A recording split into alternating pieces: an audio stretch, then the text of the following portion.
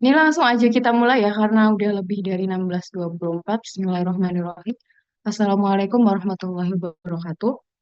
Selamat Waalaikumsalam. sore teman-teman semua. Semoga dalam keadaan sehat. Nah ini sebelumnya, Syafiq udah masuk belum ya?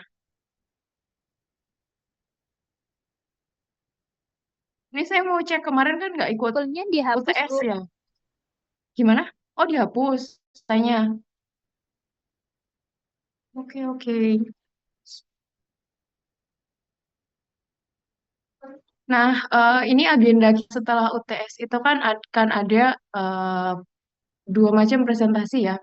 Yang pertama mengenai aplikasi bioteknologi modern ya, yaitu nanoteknologi. Kemudian ada aplikasi di pengembangan hewan ya, dan juga tanaman untuk pangan. Nah, selain itu nanti untuk UASnya kemarin kita juga udah sepakat ya, kalian akan membuat suatu produk makanan yang kemungkinan nanti akan menggunakan bioteknologi konvensional ya, yang mungkin kalian lakukan baik di kosan atau di rumah masing-masing gitu ya. Nanti kalian bisa bagi kelompok ya. Sepertinya masih belum ada kelompoknya. Nah, hari ini kita membahas dulu ya mengenai contoh aplikasi bioteknologi modern di tanaman dulu ya, yang ini ya.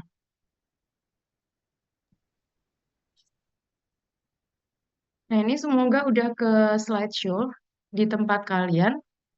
Nah, kemarin di soal UTS yang pertama ya, saya menanyakan apa sih perbedaan pendekatan bioteknologi modern dan juga konvensional. Saya belum selesai mengoreksi semua, tapi beberapa ada yang sudah membaca ya, dan jawabannya juga sudah tepat ya. Jadi dalam proses bioteknologi yang konvensional, itu yang pertama teknologinya masih sangat sederhana ya pastinya ya.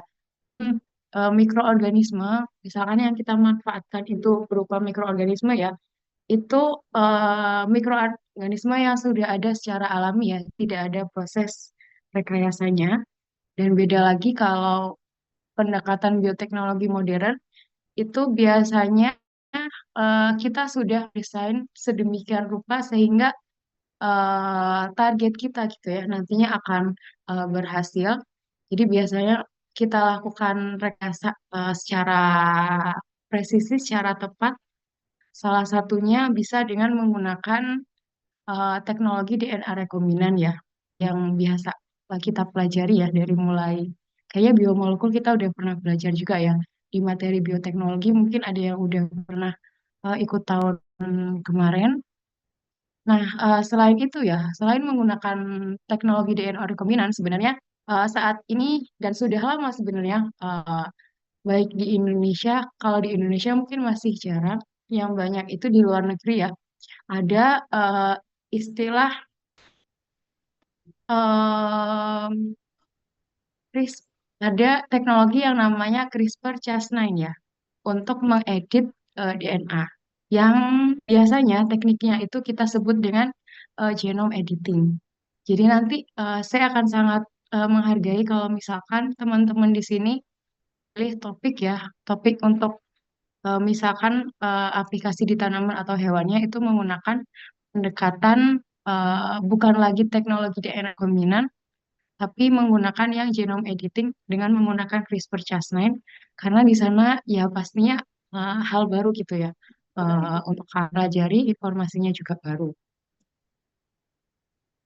Nah, ini secara umum ya mengenai prinsip teknologi DNA rekombinan tadi yang barusan kelas dengan saya juga kita barusan membahas ya bagaimana proses konstruksi plasmid rekombinan ya dengan menggunakan prinsip restriksi ligasi, yang produk akhirnya itu adalah plasmid rekombinan yang berisikan DNA target kita ya yang ingin kita sisipkan. Nah, saya ke sini dulu kali ya. Nah, aplikasinya untuk apa sih sebenarnya? Ini ada beberapa contoh ya. Ada beberapa contoh. Yang pertama, yang pertama kita bisa meningkatkan kualitas dari bahan-bahan pangan. Contohnya kalau di sini secara eksplisit ada buah apel ya. Jadi tanaman apel itu bisa kita modifikasi ya agar tanamannya itu bisa tahan terhadap perubahan pH tanah yang ekstrim, kemudian tahan dan bisa hidup di tanah yang mengandung garam yang tinggi, ataupun bisa kita rekayasa agar dia bisa tahan terhadap keringat. Jadi tanamannya itu tidak lagi membutuhkan air yang banyak gitu ya, tahan panas dan seterusnya ataupun terhadap hama. Caranya gimana? Caranya adalah dengan menyisipkan gen tertentu dari organisme lain. Contohnya ya, contohnya kalau misalkan agar dia tahan terhadap hama, itu bisa kita sisipkan ya dengan gen yang kita ambil dari bakteri namanya bakteri Bacillus thuringiensis. Nanti kalian bisa baca lebih lanjut ya, itu salah satu contohnya. Ataupun kalau misalkan dengan cara teknologi DNA rekombinan ya. Nah, bisa juga kita lakukan modifikasi gen menggunakan genome editing. Tadi teknologinya namanya CRISPR-Cas9. Nanti kalian bisa baca lebih lanjut. Nah, caranya gimana? Caranya biasanya kalau di lab ya, kalau kalian pernah kayak saya apa namanya, saya nggak terlalu interaktif ya hari ini. Kalau misalkan ada pertanyaan, bisa langsung dipotong aja ya di tengah ya. Kalau misalkan ada yang bingung, nah misalkan teman-teman ada yang familiar dengan kultur tanaman, kultur jaringan tanaman, mungkin ada yang pernah main-main di lab biologi, mereka punya koleksi tanaman-tanaman yang dipeliharanya itu tidak di greenhouse, tidak di luar, tidak di ladang, tidak di sawah, tapi ditanamnya itu di gelas-gelas. Ada yang pernah tahu nggak kira-kira? Ada yang pernah lihat? Pernah ada. Oke, ada yang belum ya. Nanti silakan dicek, silakan di search kultur jaringan tanaman. Nah, itu kita bisa menanam tanaman dalam kondisi yang aseptis. Aseptis itu maksudnya gimana? Aseptis itu berarti maksudnya tidak ada organisme lain yang bisa tumbuh di sana selain tanaman. Karena kalau secara alami ya, secara alami misalkan kalian perhatikan suatu pohon gitu ya, tumbuh di satu tempat, itu bisa jadi sekitarnya itu ada organisme lain nih selain pohon yang hidup. Contohnya apa? Mungkin sampingnya ada rumputnya, atau misalkan ada jamurnya, atau misalkan ada bakteri yang tumbuh. Nah, dalam kondisi kultur jaringan itu dikondisikan agar yang tumbuh itu hanya tanaman aja. Nah, ini pernah dilakukan oleh eh, adik kelas, adik kelas saya dulu waktu saya S2 dia satu, dia mencoba untuk em, mengkonstruk ya, atau saya sebut aja dengan merekayasa ya, agar tanaman padinya itu bisa tumbuh di lingkungan yang airnya itu cukup minim. Jadi dia tahan keringan. Caranya gimana? Caranya adalah kalau misalkan kalian pernah lihat kultur jaringan tanaman yang ada di gelas-gelas, itu media pertumbuhannya itu biasanya kita gunakan agar-agar, dan memang di lab itu literally kita pakai agar swallow biasanya untuk medianya. Nah, selain itu kita tambahkan kebutuhan-kebutuhan lain yang diperlukan oleh tanaman itu. Contohnya ya, contohnya kalau secara alami kita tahu tanaman itu membiayai proses metabolisme yang ada di dalam saya katakan tubuh gitu ya. Itu kan melalui proses fotosintesis ya, yang nantinya akan menghasilkan glukosa. Nah, kalau di lab karena minim terjadi fotosintesis, karena di lab itu biasanya nanti kita simpan di ruangan yang suhunya itu sekitar 21 derajat, hanya ada cahaya lampu aja, ya kemungkinan ada proses fotosintesis sih, tapi minim ya. Jadi biasanya kita tambahkan gula dan Ya, literally gula pasir itu yang kita tambahkan ke medianya. Jadi vitamin juga kita tambahkan, mineral-mineral yang dibutuhkan juga kita tambahkan. Ini ganggu nggak ya yang background yang di belakang saya? Kayaknya masih rame banget di luar. Nah, agar pada akhirnya padi yang ditanam di gelas tadi itu bisa tahan terhadap kekeringan, kita bisa mencoba membuat lingkungan yang minim air. Caranya gimana? Kalian pasti tahu polyethylene glycol kan ya? Nah, polyethylene glycol itu bisa mengikat air dengan cukup kuat. Jadi untuk merekayasa untuk membuat lingkungan yang seakan-akan kekeringan itu biasanya di media media tanaman kita tambahkan polyethylene glycol. Nah, selanjutnya ya udah kita tunggu aja. Pasti nanti akan terjadi proses penyesuaian ya adaptasi dari tanaman itu yang tidak tahan ya lama kelamaan pasti akan mati gitu ya. Nah, nanti pasti akan ada yang bertahan. Nah, setelah beberapa waktu biasanya sampai berbulan-bulan ya, kita coba cek nih DNA dari tanaman padi yang ternyata tahan terhadap kekeringan. Kita bandingkan dengan padi yang tidak tahan kekeringan. Nah, jadi di situ kita akan apa ya mendapatkan informasi mengenai urutan DNA-nya dan biasanya ada perbedaan tuh ya antara padi yang tahan terhadap kekeringan sama padi yang tidak tahan terhadap kekeringan. Nah, nanti kita cek perubahan urutan DNA seperti apa. Nah, dari sini kita bisa dapat informasi nih kira-kira perubahan eh, yang seperti apa yang nanti bisa menghasilkan tanaman yang toleran terhadap kekeringan.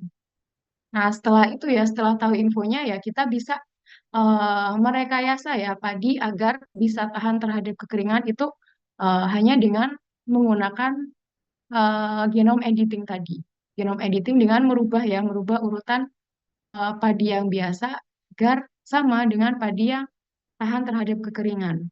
Nah, itu salah satu contohnya. Salah duanya, ini saya agak takut kalau misalkan sampai di lab sendirian, jadi saya agak cepet ya.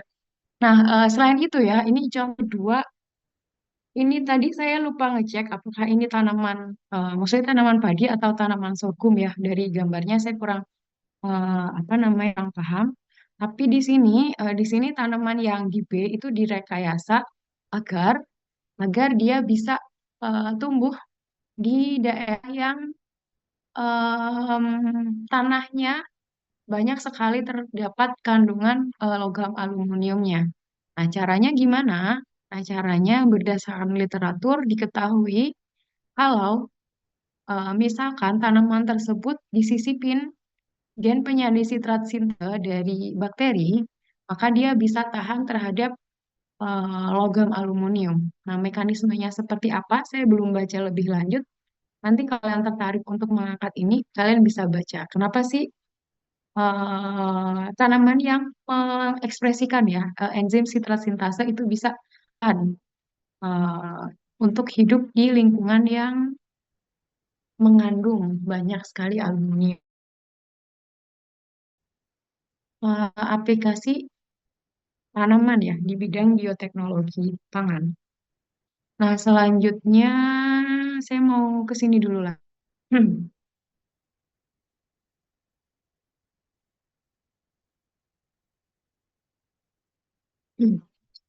Nah, em, sebenarnya kita bisa merekayasa tanaman itu baik pada saat dia udah dewasa atau pada saat dia masih jadi pucuk atau misalkan kalau tanamannya itu yang ditanamnya dari biji, pada saat dia masih berupa tunas itu kita bisa juga lakukan rekayasa.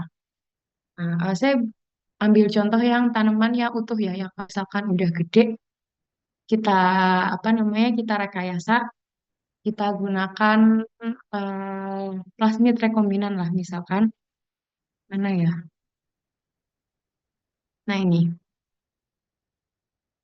Misalkan di sini, kalau dulu ya, dulu di materi bioteknologi, salah satu metode ya yang bisa dilakukan untuk menyisipkan plasmid rekombinan kalau dalam kasus bakteri ya, itu kan yang sering kali kita bahas itu menggunakan metode heat shock ya, dengan apa namanya perlakuan panas sama dingin apa namanya secara simultan gitu kan ya.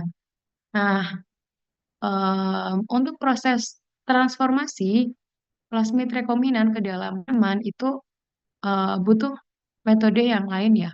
Nah, metodenya apa? Metodenya kalau misalkan di lab-lab yang sudah canggih itu bisa kita gunakan particle bombardment, semacam apa ya, ditembak gitu ya.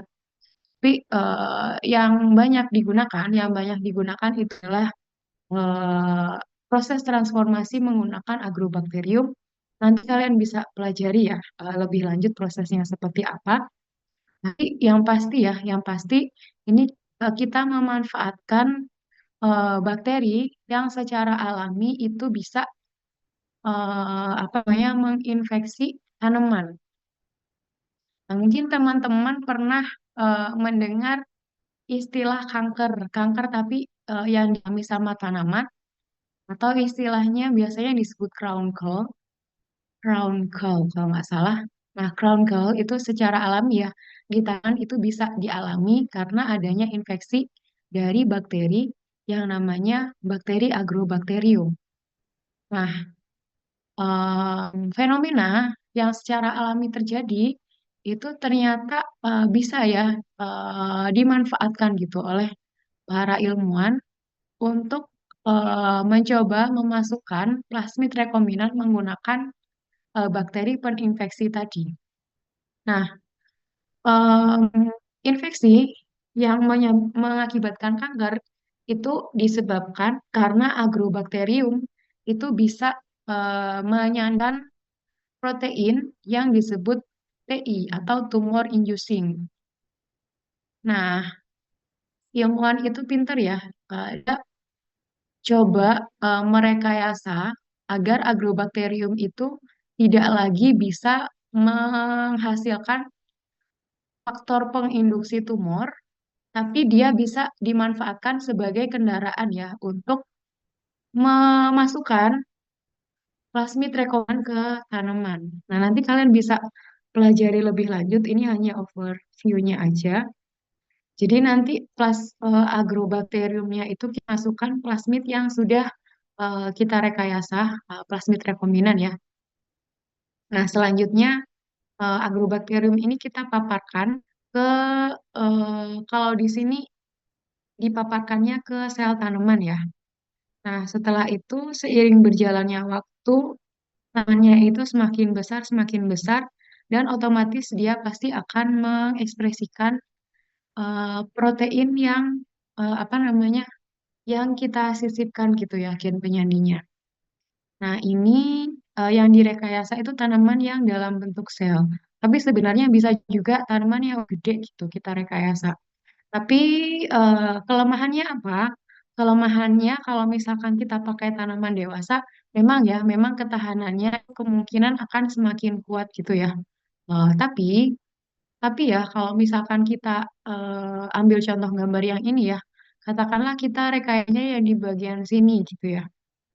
Bisa jadi kan ya, dan pastinya yang daun yang di sebelah sini itu kan pada akhirnya tidak terekayasa gitu kan ya. Jadi ada bagian sel yang di dalamnya ada plasmid rekombinannya, ada yang tidak terdapat plasmid rekombinannya, yang biasanya diistilahkan sebagai kimera. Jadi kimera itu organisme yang dia itu separuhnya alami, separuhnya terekayasa. Jadi kalau misalkan kita merekayasa dalam kondisi yang udah dewasa itu kekurangannya itu makanya biasanya rekayasanya itu banyak dilakukan pada saat apa namanya tanamannya itu masih dalam bentuk sel yang belum terdiferensiasi yang biasanya kita sebut sebagai ini kalus. Nanti kalian bisa cek-cek sendiri ya. Kalus itu untuk menumbuhkan kalus itu gimana caranya nanti kalian bisa cek. Dan kalus ini hebatnya ya. hebatnya tanaman, tanaman itu dia punya sifat potensi. Totipotensi itu apa sih? Totipotensi itu gampangnya kalian menumbuhkan bagian apapun dari tanaman, itu pasti dia pada akhirnya akan menghasilkan tanaman utuh yang baru. Contohnya apa? Contohnya kalau misalkan ya dalam kasus ini kita apa namanya? Kita sengaja menancapkan bagian umbi dari wortel aja, itu kan lama kelamaan dia pasti akan tumbuh jadi apa ya individu tanaman wortel yang baru gitu kan ya. Dan itu utuh gitu ya dari mulai akarnya sampai daunnya dan seterusnya. Beda lagi ya sama sama manusia atau hewan itu tidak punya sifat totipotensi. Menurut gak ya kalau misalkan hewan itu punya sifat totipotensi atau manusia, katakanlah katakanlah ada jari manusia yang putus, itu kan sebenarnya apa namanya dia tidak sel-selnya itu kan tidak langsung mati ya. Kalau misalkan manusia itu punya sifat totipotensi, maka katakanlah jari tadi kita tumbuhkan di dalam media ya yang mengandung nutrisi yang dibutuhkan untuk sel-sel jari ya. Itu kalau misalkan manusia punya sifat totipotensi itu nanti akan jadi individu baru gitu. Tapi kan tidak seperti itu ya. Jadi itu kelebihan dari apa ya? Kelebihan dari tanaman. Itu dia punya sifat totipotensi. Itu contoh aplikasi bioteknologi pangan ya di tanaman untuk bahan pangan. Nah, selanjutnya saya mau masuk ke nanoteknologi. Nanti kalau ada pertanyaan boleh disampaikan langsung. Kalau ada yang bingung bisa langsung di-cut atau bisa ditulis kolom chat juga ya. Ini saya cari materinya dulu.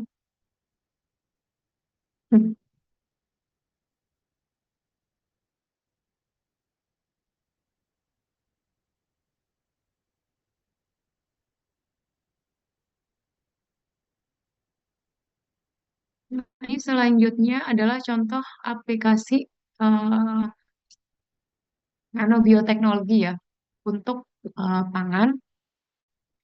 Sebenarnya ada videonya, cuman coba ini bisa nggak diputar di sini?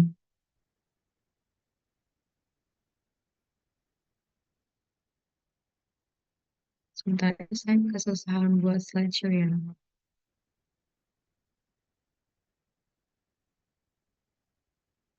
Ini kursor gimana kan?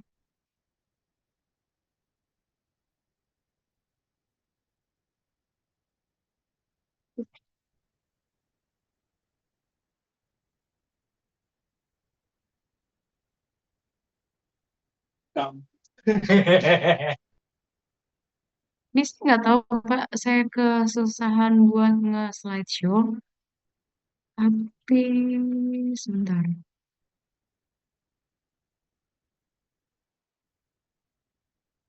Ini kelihatan nggak ya di kalian? Maksudnya bisa kebaca nggak?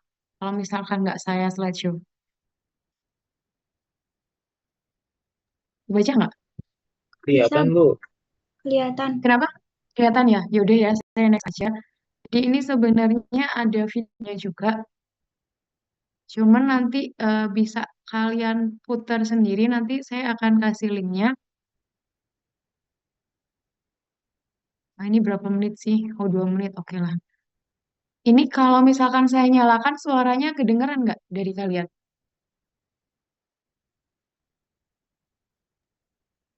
Tidak, Bu. Suaranya enggak.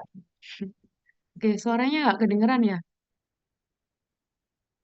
Oke, kalau misalkan nggak kedengeran, nanti saya kasih linknya aja ya. Nanti bisa dipelajari oleh teman-teman, terutama nanti yang presentasi nanobioteknologi ya. Nah, kalian pasti sangat tidak asing ya dengan nanoteknologi. Saya kurang tahu apakah di sini ada yang maksudnya di kuliah apa gitu ya yang membahas nanoteknologi.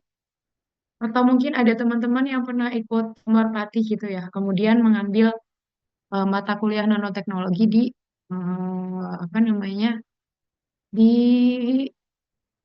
kampus lain. Nah, ini saya kasih pertanyaan deh, biar agak interaktif. Ada yang tahu nggak? Atau apa sih informasi kalian ketahui tentang nanoteknologi? Mungkin satu aja atau dua gitu sebelum kita lanjut.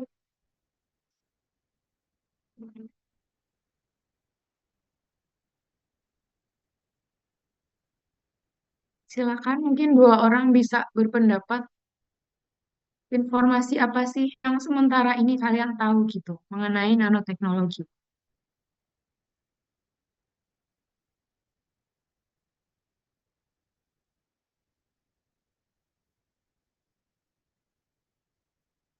Halo, gimana? Nggak ada yang mau berpendapat?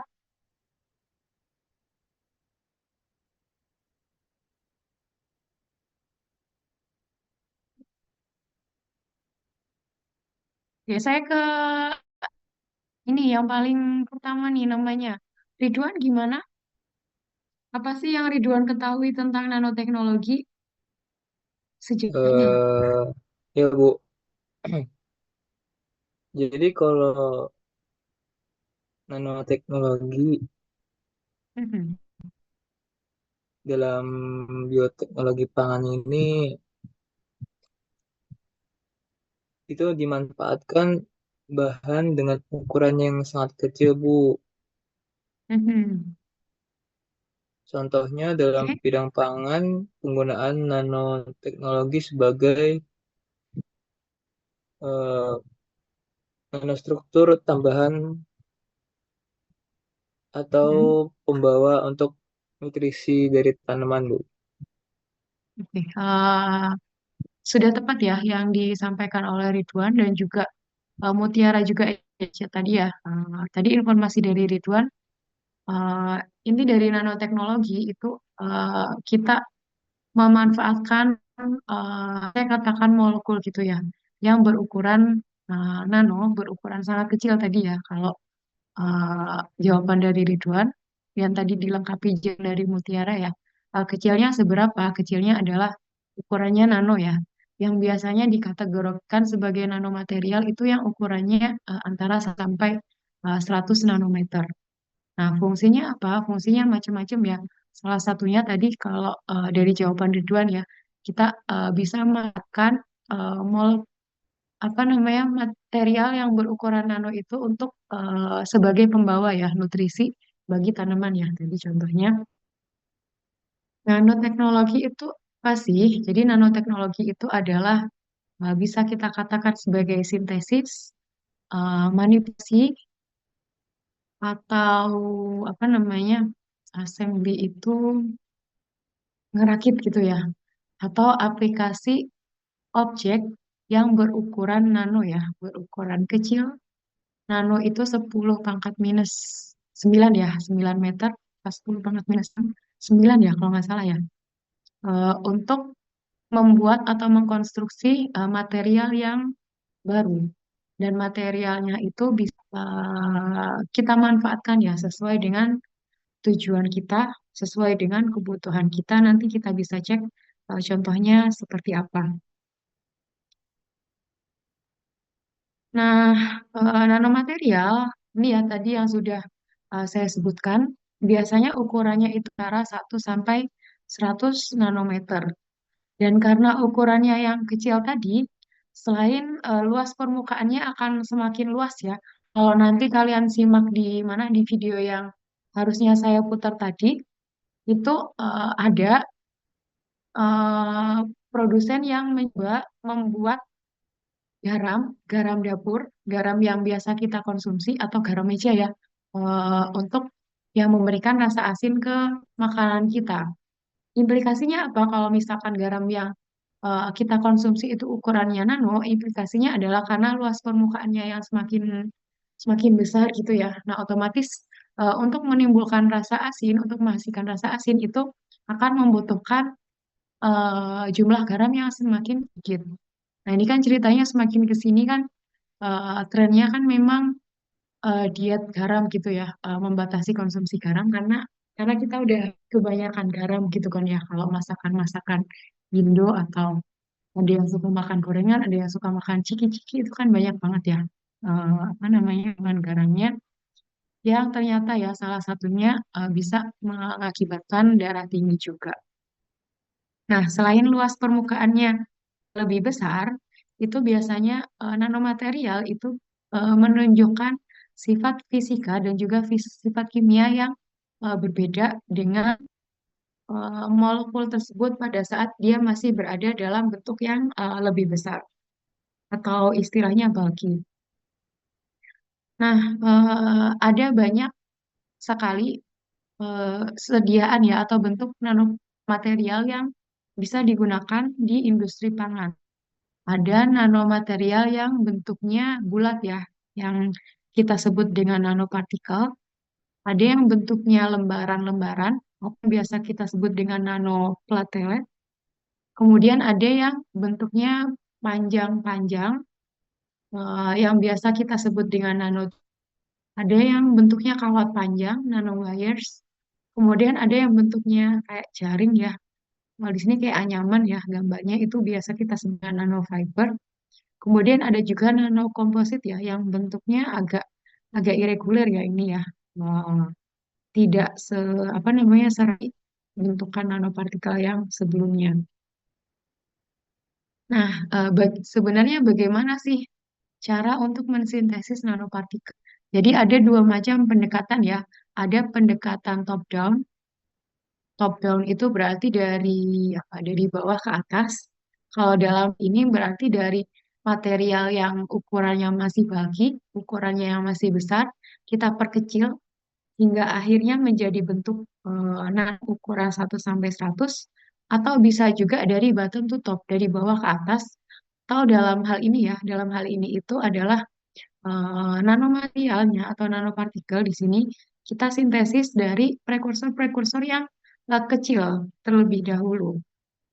Nah, ini cara-caranya ya untuk membuat material bulky agar menjadi powder sebelum dia bisa menjadi nanopartikel itu ada beberapa cara. Ini ya cara-cara yang secara fisik, secara mekanik. Mungkin yang paling apa namanya paling gampang dibayangkan gitu ya adalah yang mechanical grinding atau milling ya. Nah, itu mungkin familiar buat kita semua. Nah, setelah jadi powder, barulah kita ubah menjadi nanopartikel menggunakan metode-metode kimia. Jadi akan ada reagen-reagen tertentu gitu ya yang kita gunakan. Akan ada apa namanya ikatan tertentu gitu ya yang terbentuk kalau secara kimia. Dan di sini macam-macam ya. Ada pirolisis, ada kopresipitasi, dan mungkin ada yang pernah apa namanya ikut sempronya anak angkatan 2000 berapa ya? 19 kalau nggak salah, ada yang membuat mikroemulsi. Mikroemulsinya nanti aplikasinya itu mikroemulsinya itu isinya zat aktif yang berasal dari kelor yang nantinya digunakan aplikasinya kalau nggak salah untuk krim sih waktu itu. Nah, kalau dari metode yang kedua ya, itu seperti apa? Metode kedua itu kita bisa siapkan dulu prekursor-prekursornya. Nah, prekursornya itu kita siapkannya bagaimana? Kita bisa gunakan di sini disebutnya metode biolis ya. Menggunakan apa? Bisa menggunakan enzim atau biomolekul-biomolekul yang pernah kalian pelajarin ya di biomolekul satu, kuliah biomolekul. Kemudian bisa juga digunakan ekstrak tanaman.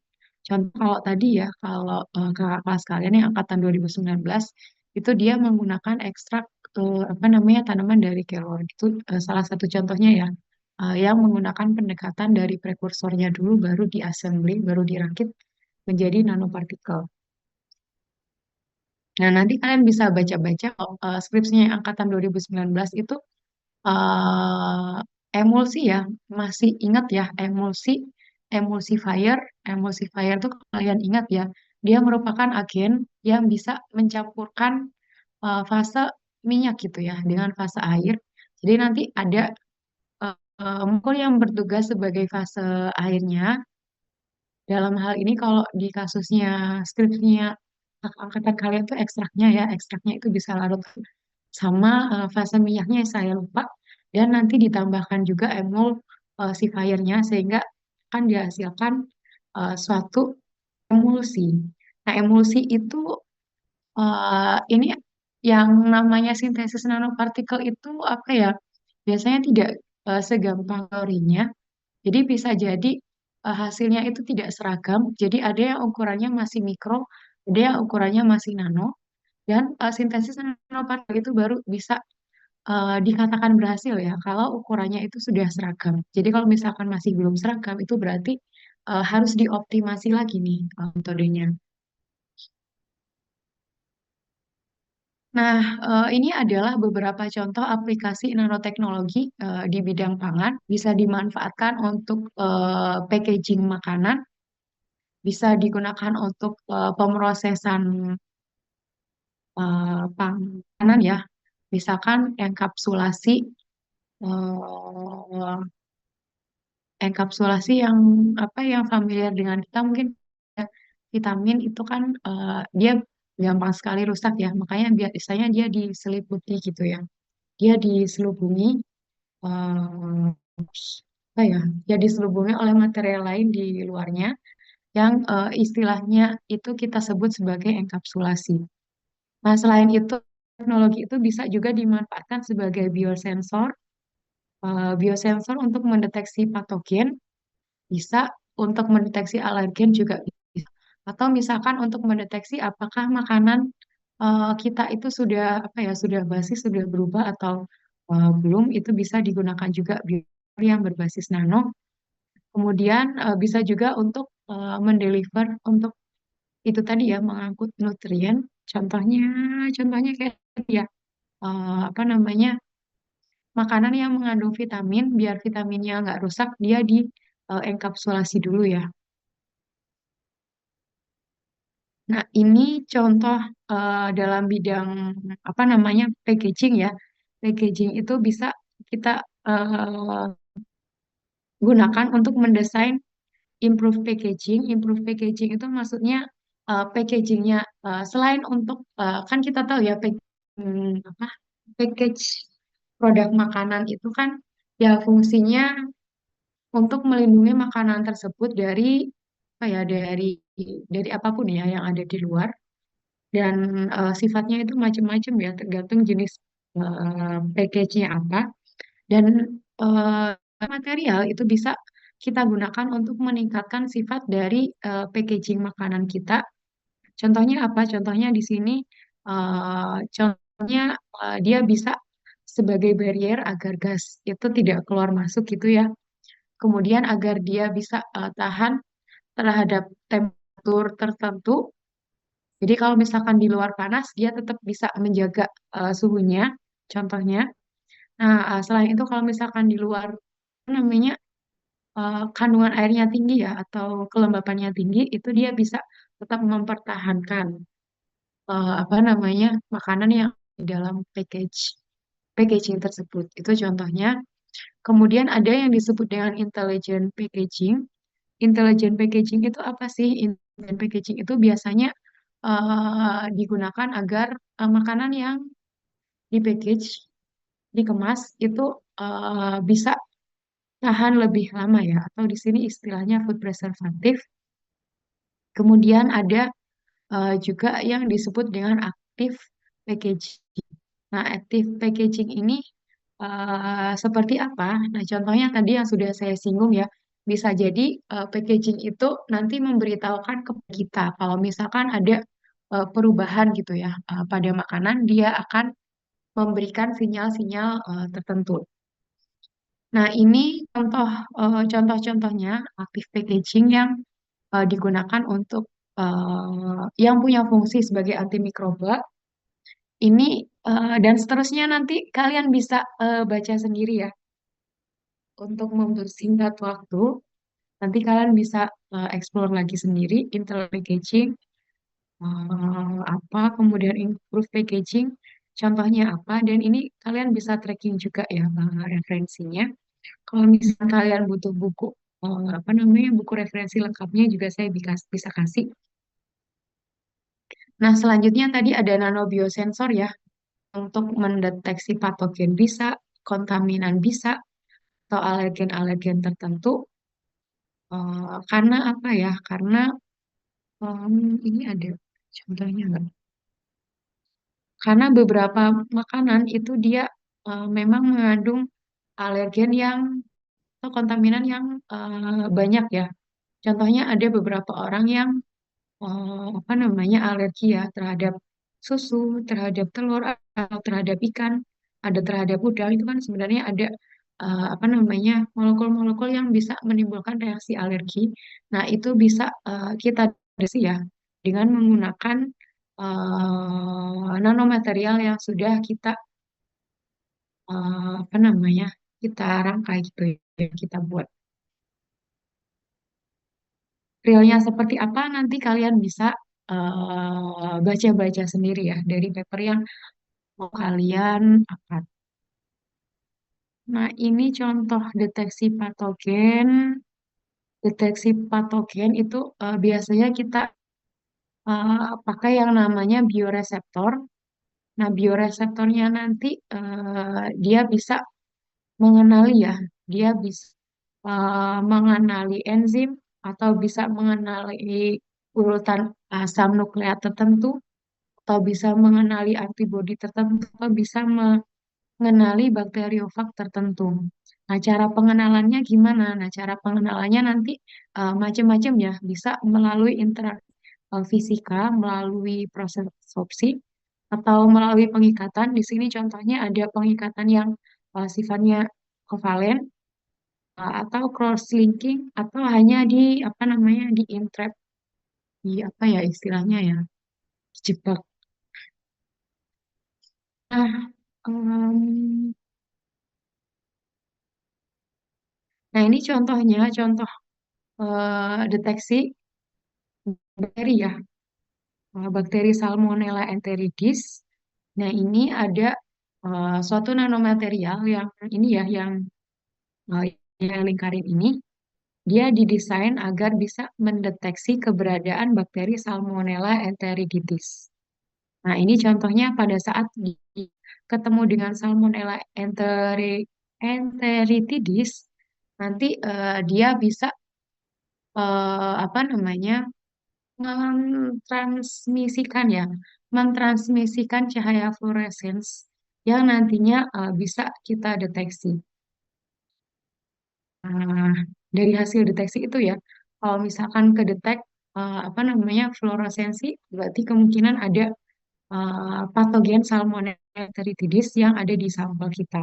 Kalau misalkan nggak ada yang ditransmisikan, ya kemungkinan tidak ada bakteri Salmonella di sana. Nah, ini tadi ya, kontaminan atau alergen. Beberapa contoh makanan yang mengandung alergen ini banyak ya. Hmm, dan saat ini ternyata kalau di buku ini diceritakan sudah banyak ya, sudah banyak kit-kit eh, yang bisa kita gunakan untuk mendeteksi alergen-alergen yang ada di beberapa sumber makanan ini. Ini ini contoh dari biosensor. Yang dua ini agak agak rumit ya, agak rumit. Tapi di sini nanti saya apa namanya saya sisipkan linknya, link jurnalnya. Jadi kalau misalkan kalian tertarik untuk mengangkat topik tersebut ya, kalian bisa telusurin di paper yang udah saya cantumkan ya. Nah itu contoh-contoh aplikasi nanobioteknologi di bidang pangan. Nah, yang selanjutnya sebenarnya ada satu lagi ya aplikasi bioteknologi di apa namanya untuk hewan ya. Tapi nanti saya videonya aja ya untuk yang hewan karena sepertinya saya udah sendirian. Saya udah sendirian di lab dan pintunya sepertinya udah mau tutup ya. Oke, jadi gitu aja ya kuliah kita sore ini. Nah, sebelum kalian presentasi, sebelum kalian menyusun presentasi, mau ditanyakan nggak? Jadi hari ini saya hanya menyampaikan ide-idenya aja ya yang bisa kalian angkat. Ada pertanyaan nggak untuk ketentuan presentasi atau ketentuan makalahnya sebelum kita tutup?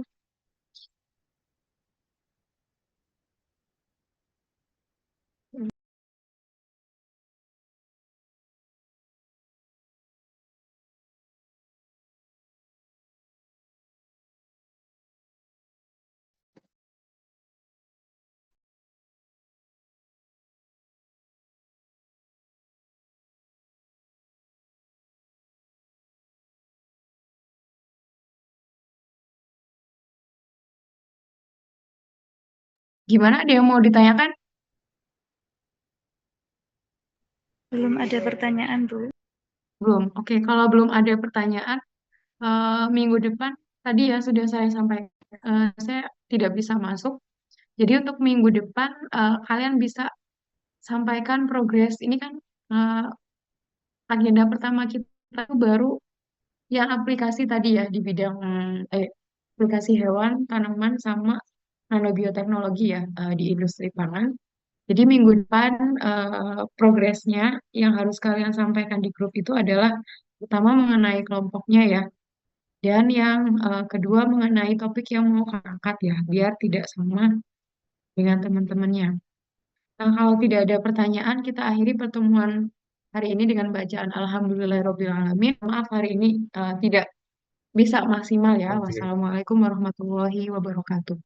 Waalaikumsalam Waalaikumsalam warahmatullahi Saya warahmatullahi akhiri ya. wabarakatuh. wabarakatuh.